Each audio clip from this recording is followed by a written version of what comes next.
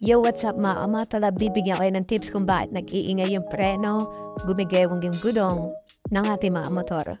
Check nyo to mga kamotola kasi ba ito ni dahilan kung bakit nangyayari sa mga motor nyo to. Tara, tignan natin to. Ayun mga kamotolab, pagkalas pa lang ng gulong ng ating customer, nakita na agad natin yung dahilan. Tignan nyo to. Ayan mga kamotolab, umaalog yung kanyang axle gear.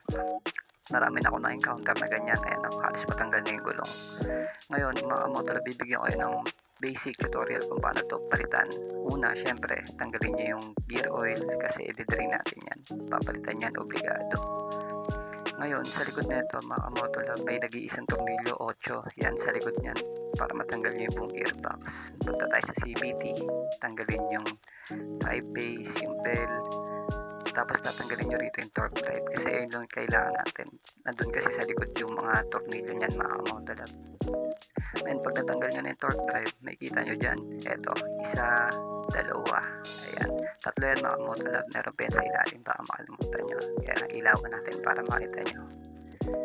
Ayan, yung pangatlo, nakita nyo na mga kamotolab. At syempre, huwag nyo rin kakalimutan tanggalin yung preno, kailangan yan. At ito yung mga tatlong kasama pa niya. At yung panghuli mga kamotolab, ito yung nasa ilalim ng shock. Ayan, kita nyo na. Tanggalin ang gearbox, ayan na, tanan. Tanggalin natin yung mga gear.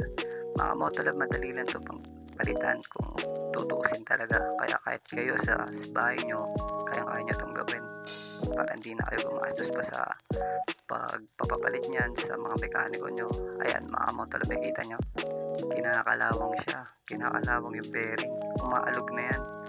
Ayun yung papalitan natin. Sa mga nagtatanong na naman kamotolab kung ano sukat niyan, ayan ang sukat, 62-22 bearing size ng ating axle drive, axle gear daw, kung ano man tawag yan. Ayan, kamotolab, napalitan na natin siya, nalinis na rin, nilagyan din natin ng gasket maker para iwas laga syempre. At ayun, babalik na natin yung axle gear. Sa pagpapalit niyan mga kamotolab, kailangan ibaon nyo siya hanggang dulo sa sagad nyo kasi akala nyo nakabaon na yan, baka nakalang lang yan sa oil seal. Ngayon, isasagad nyo talaga yan hanggang dulo. Dahil balik nyo na yung mga gear nya. Ayan, ganyan ang pwesto nyan. May kita nyo naman, madali lang naman matandaan yan. Ayan, i-double check lang natin yung axle gear kung okay talaga. Yan, ganyan kamotolab, ganyan yung pwesto nyan, unahin nyo yan.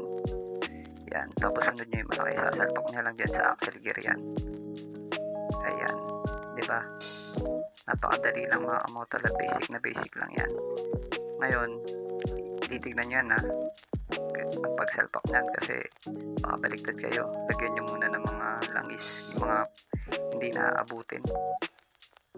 Yan, lagyan natin ng mga langis yan bago natin ibalik para sure na meron talaga silang langis.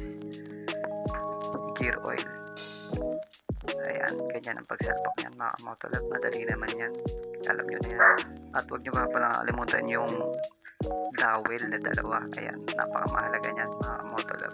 Sa pagsasalpak niyan, kailangan mga kamotolab siguraduhin nyo na lapat yung hindi nakaangat yung dowel kasi baka mamaya maging problema yun pag nagkikpit kayo, mabasag. Ayan, pagkatapos nyo mailagay, nag-iisang tornilyo sa likod yan, 8. Ayan, higpitan nyo lang, isang piraso lang yan dyan sa likod. Tapos dito naman tayo sa harap, sa CVT, ibalik nyo na yung mga tornilyong pinagkakalas nyo kanina.